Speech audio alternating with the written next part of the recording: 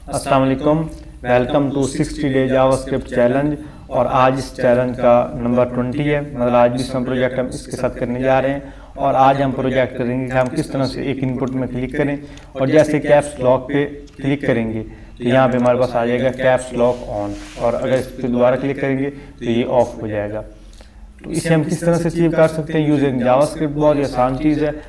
अच्छा, मैंने तो इसमें लगाया कैप्स लॉक पे, आप इसे किसी पे भी लगा सकते हो, आल्ट पे, कंट्रोल पे, इनसाइड, जो आपके पास इन वैल्यूज अवेलेबल होगी। एट द एंड मैं आपको बताऊंगा कि उनको आपने किस तरह से गेट करना है कि किस किस जो की है, कीबोर्ड की है, उस पर आप ये फंक्शन लगा सकते हो। तो सबसे पहले इसको अचीव कर लेते हैं।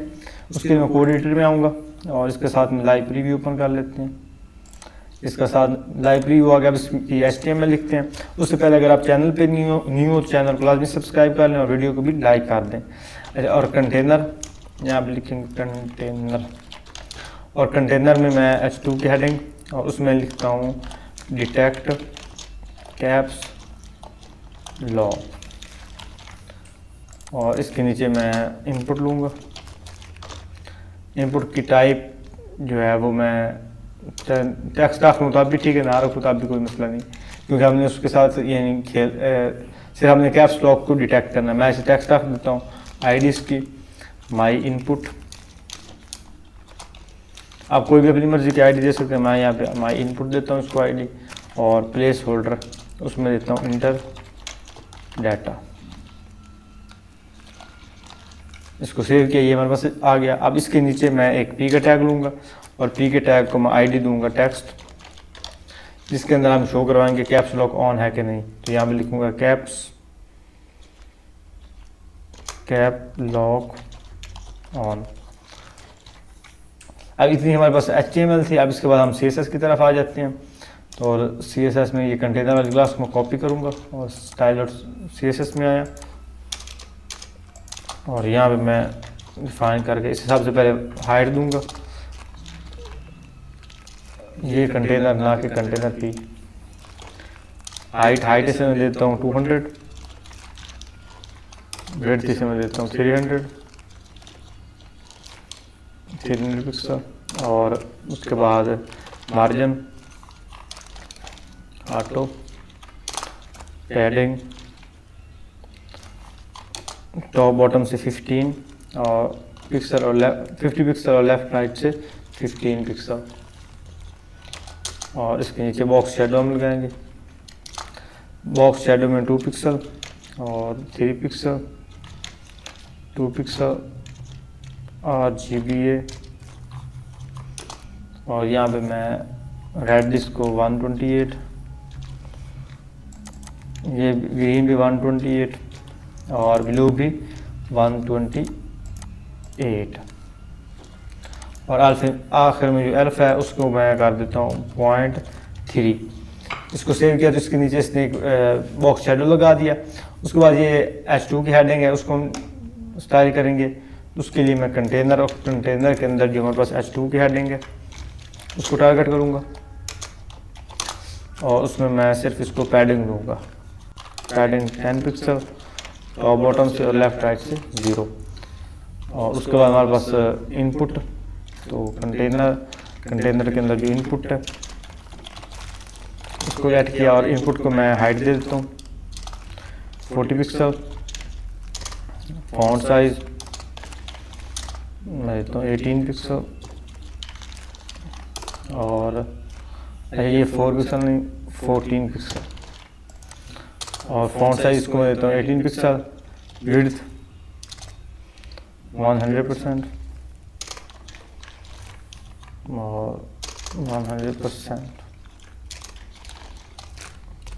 और इसको मैं पैडिंग से देता हूँ 10 पिक्सल। और इसको अब थोड़ा सा बॉर्डर वगैरह लगाना चाहे तो लगा दें, लेकिन मैं इसमें ज़्यादा नहीं पढ़ना चाह रहा, क्योंकि मेरा मेन फोकस जो जावास्क्रिप्ट की तरफ है। और जो टेक्स्ट में मैं डिस्प्ले उसका अभी तो नाम नहीं करूँगा, पहले मैं इसको और प्रॉपर्टी लगा दूँ। कलर इसका रेड, और पैडिंग 10 पिक्सल। अब ये जो डिस्प्ले इसका यहाँ मैं कर रहा हूँ नाम, यहाँ पे इसका टेक्स्ट लाइन भी हम सेंटर कर देते हैं। अब इतना हमारे पास HTML और CSS का कोड था। अब आते हैं हम अपने main.js में, और main.js में हम इसकी आईडी के साथ खेलेंगे। ये जो हमारे पास माई इनपुट है, इसको यहाँ से कॉपी करता हूँ और यहाँ मैं लिखता हूँ let input document dot get element by ID, और आईडी में आईडी का नाम पास करूँगा। उसके बाद एक और नीचे वेरिएबल लेंगे, उससे मैं ये लेट से डिफाइन करूँगा टेक्स्ट, और document dot get element by ID, और आईडी में मैं टेक्स्ट वाली जो आईडी है उसको पास करूँगा, जो हमने पी के टैग को आईडी लगाई थी यहाँ पे, ये वाली। इसको मैं अब गेट किया, document dot get element by ID, यहाँ पे हमने लगाना डॉट, हमने कॉमा लगा दिया था। तो अब हमने इन जो टेक्स्ट फील्ड है उसको भी और इनपुट फील्ड को भी, दोनों को वेरिएबल में स्टोर करवा दिया।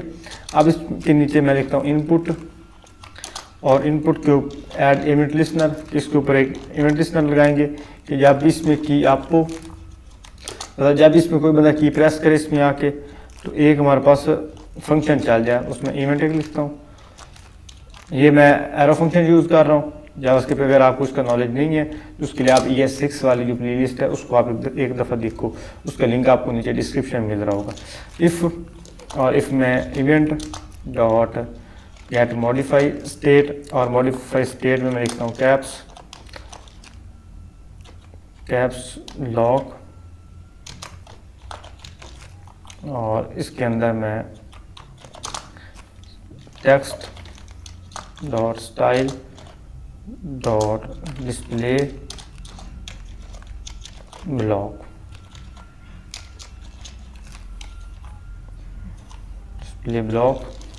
एल्स, और एल्स में इसके उल्टा हो, उसमें क्या हो कि डिस्प्ले इसका ना कर दो।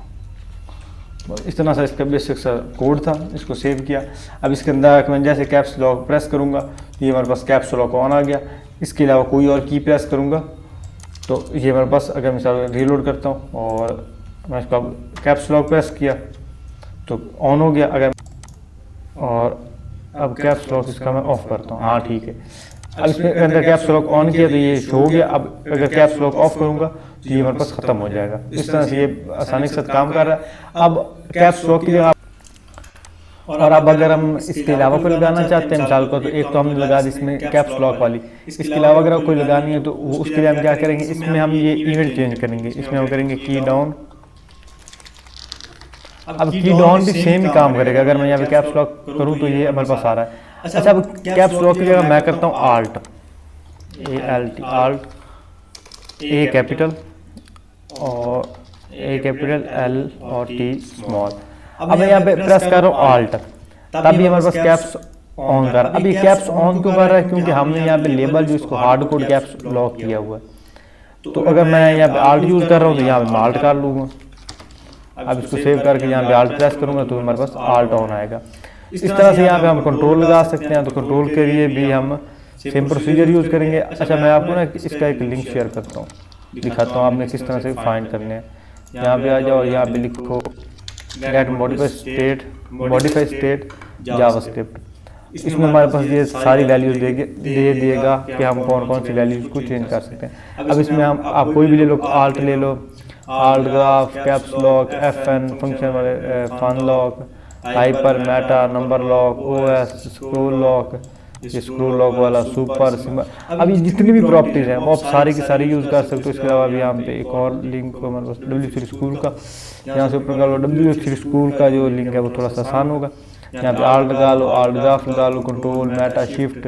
और अगर मैं यहाँ पे शिफ्ट को कॉपी करूँ और वहाँ पे मैं शिफ्ट लगा दूँ कि शिफ्ट को प्रेस करें तो वो हमारे पास हो, तो यहाँ पे आऊँगा और मैं शिफ्ट को प्रेस करूँगा तो हमारे पास ALT ऑन आ रहा है, क्योंकि हमने यहाँ पे ALT ऑन किया हुआ है। यहाँ पे मैं शिफ्ट कर देता हूँ, शिफ्ट ऑन। अब शिफ्ट को क्लिक करूँगा तो हमारे पास शिफ्ट ऑन होगा। इस तरह से आप जो वैल्यूज़ है मुख्तलिफ उनको प्रिंट आउट करवा सकते हो। यहाँ पे मतलब आप उनको क्लिक करोगे और कोई भी यहाँ पे फंक्शन जो आप परफॉर्म करवा सकते हो। और यहाँ पे हमारे पास बाकी ये कैप्स लॉक, नंबर लॉक, इसको आप एक दफ़ा खुद देख लीजिएगा।